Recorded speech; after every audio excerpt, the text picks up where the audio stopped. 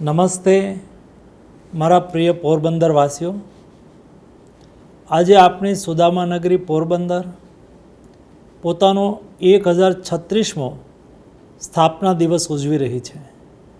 આ દિવસ માત્ર ઇતિહાસનો જ નહીં, પરંતુ આપણી સંસ્કૃતિ, આપણી ઓળખ અને આપણા ગૌરવનો ઉત્સવ છે.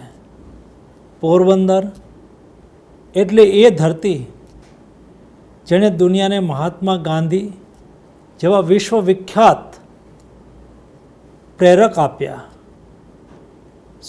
સુદામાજી જેવી મિત્રતાનું ઉદાહરણ આપ્યું અને અનેક મહાન સંતો, કવિઓ, કલાકારોને જન્મ આપ્યો. આપણું આ નગર ભારતના સૌથી પ્રાચીન જીવંત બંદરોમાંથી એક છે. આપણી આ ભૂમિ લોથલ સભ્યતા કરતાં પણ જૂની છે.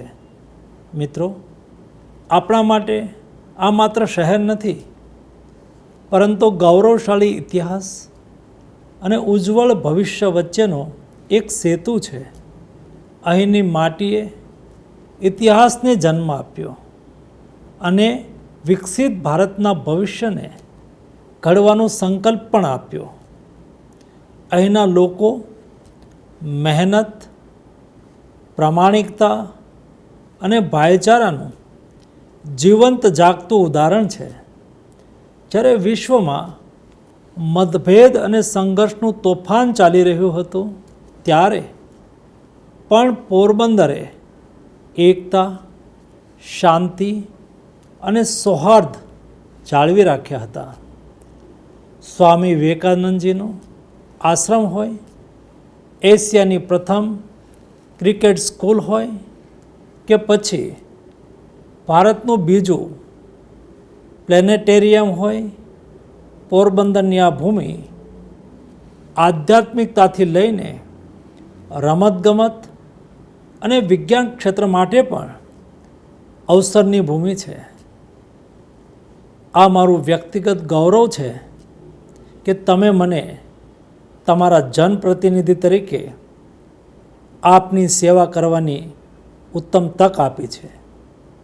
આપ લોકોએ મારામાં વિશ્વાસ વ્યક્ત કર્યો છે કે હું હંમેશા લોકશાહીના મંદિરમાં સંપૂર્ણ જવાબદારી સાથે તમારો અવાજ ઉઠાવતો રહું, આપની ચિંતા કરતો રહું.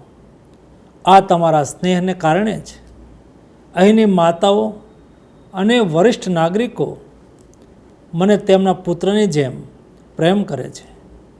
અહીં મારા સમવયસ્ક સાથીઓ મને પોતાનો ભાઈ માને છે, મારા પર વિશ્વાસ રાખે છે.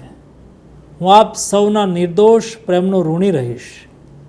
આવો, પોરબંદરના 1036માં સ્થાપના દિવસના અવસરે આપણે સૌ સાથે મળી સંકલ્પ લઈએ કે જેમ આપણા પૂર્વજોએ પોરબંદરને ગૌરવની ઊંચાઈઓ સુધી પહોંચાડ્યું છે, તેમ આપણે પણ આપણી મહેનત અને એકતાથી તેને વધુ ભવ્ય બનાવીશું અને આપણા આદરણીય પ્રધાનમંત્રી શ્રી નરેન્દ્રભાઈ મોદીજીના વિકસિત ભારતના વિઝનમાં વિકસિત પોરબંદરની ભૂમિકાને સર્વોચ્ચ અને અસરકારક રાખીશું.